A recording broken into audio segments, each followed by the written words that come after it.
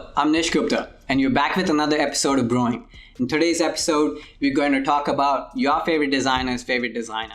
He used to design what Maradona was to soccer, what Senna was to F1, what Tyson was to boxing, and what Tupac was to hip-hop. Let's get brewing with Deutschland ist sehr eigen, Dieter Rams.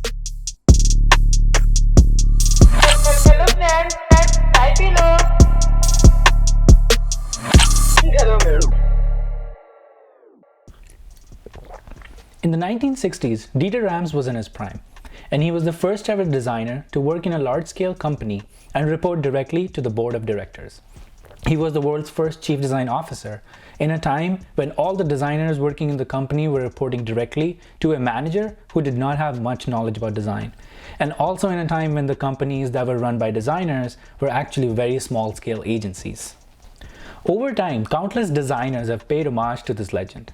The most obvious one has been Jonathan Ive from Apple. And this is how influential Jonathan Ive has been. And this is how influential Dieter Rams has been to design and the capitalist world. Johnny has paid respect to Dieter's design philosophy in many of Apple's products.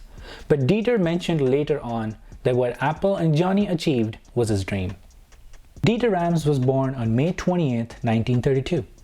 And just a fun fact, this was actually a few months before the huge rise in unemployment, because of which the Nazi Party, headed by Hitler, was able to come to power. In 1947, Dieter Rams began studying interior decoration at the Wiesbaden School of Arts and Crafts in Hamburg. The director of this school introduced elements of the Bauhaus teachings to the curriculum. Also, comment down below if you want us to make a video on the Bauhaus and its teachings. After graduation, Dieter Rams worked for 2 years at the Apple architectural firm. This is today known as the ABB of Frankfurt. And then in 1955, he joined Braun as an architect. We need new landscapes, together with new cities. We need new structures for our behaviors, and that is design. The Braun brothers reached out to Dieter Rams in the hope of completely innovating on the product line, to which Rams thought that such changes in the post-World War II Germany were unbelievable. This was the time of denazification of Germany to stamp out fascist ideologies, and also the partition between East and West Germany. The first exhibition of Braun radios was very successful.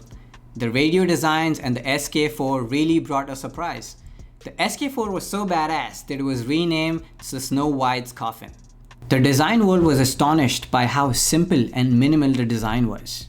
And nobody before this moment had ever imagined that a company could become successful with the help of design.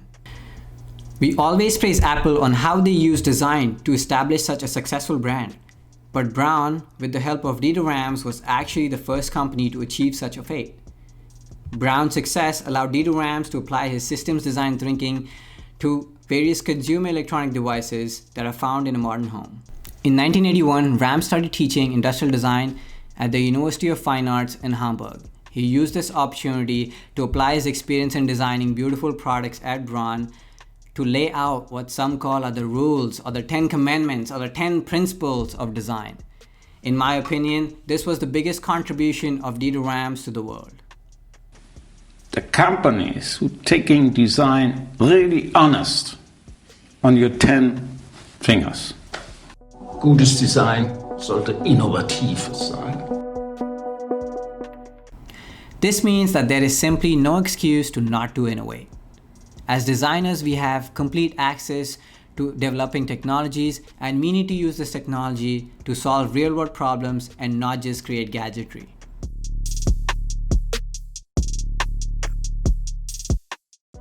Gutes Design macht ein Produkt brauchbar. A product should have a function. Anything that doesn't directly or indirectly aid a user in solving a problem shouldn't exist, bruh. This sure sounds like a slap to many modern designs that designers have produced today. Gutes Design ist ästhetisches Design. Let's give Philippe another chance. This principle basically states that if a designer is designing, a useful product for a specific purpose, that does not mean that it should not look good aesthetically. Form should always follow function, but it should never be forgotten. In my personal opinion, designers should never have a reason to not make a product look good. You don't think so? Pull up on us, salesman. Gutes Design macht ein Produkt verständlich. In the modern world, we find products with various levels of complexity. It is acceptable that some products are going to require our documentation, or at least some sort of an explanation of how they work. But if a fairly simple product requires a manual, Damn, boy. Damn, boy, he's thick. Boy, that's a thick-ass boy. Damn. Don Norman's rule of adding signifiers and affordances into a design can basically explain the same theory. Comment below if you want to see a video on Don Norman and his philosophies. A great example of good design makes a product understandable is the Dyson vacuum cleaner and the way they use stickers to avoid manuals. Gutes Design ist unaufdringlich. Think about a tool, let's say a flathead screwdriver. It has one purpose and one purpose only, that is to drive a slotted screw. It was not created for decoration or any purpose of art, but what I love about a flathead screwdriver are its unintended applications created by the users. For example, you could use it as a bottle opener, or you could use it to open a paint bucket, or you could use it as a manual crowbar. Een drill, I'm the line.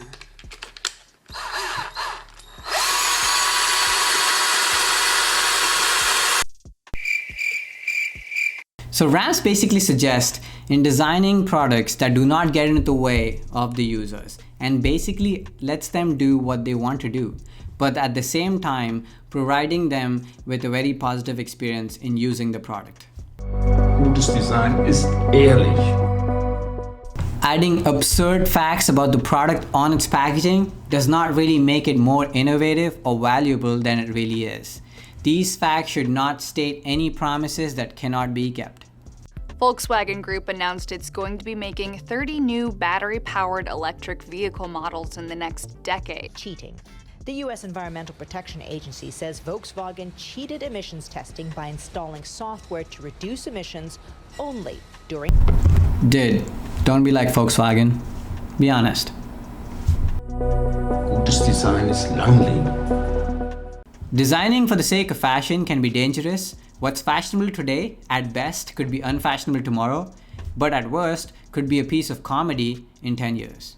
Just look at zoot suits from the 1940s. Actually, I kinda like them. This is also the reason why a few elite car manufacturers like Bugatti don't put a huge infotainment screen in their dash, because they know in 10 to 20 years, the LED technology may just become obsolete. Hence, all the elements that age the car are removed to maintain the value for this $2 million masterpiece. Gutes Design ist konsequent bis ins letzte Detail.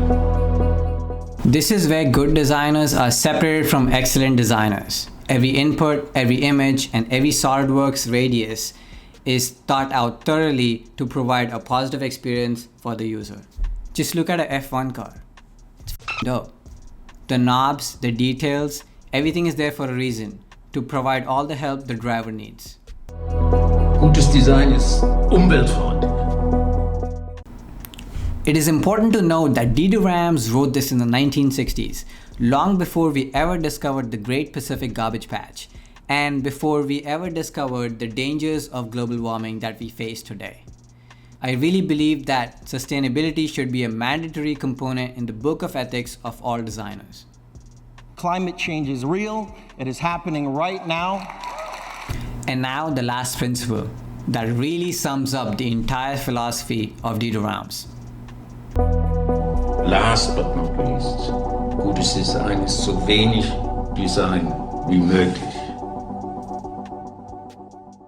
Clearness, not only with products, also with our cities, and everything is too chaotic. The 10 principles of good design formulated by Dieter Rams was a result of his own design process. It was never a theory, a statement, or an experiment. It was the result of him working as a designer and working with other creatives that he always interacted with. These are some amazing guidelines to live by as a designer.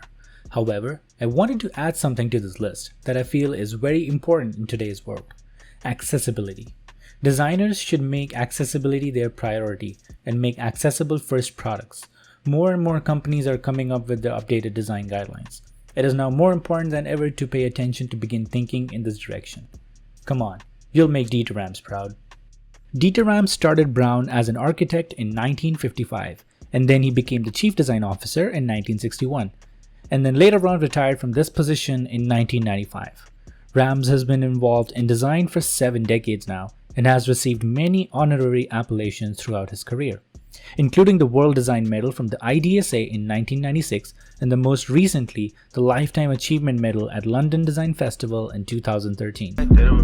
Ain't nothing worse than losing your hero and couldn't say bye. And we never know just when it's our time, and legends are gone and we don't know why. So before they go, look, here go a toast, so give them a rose while they still alive. Today, all designers have studied Dieter Rams' philosophies in one way or the other. He really believed that all designers have a responsibility in life.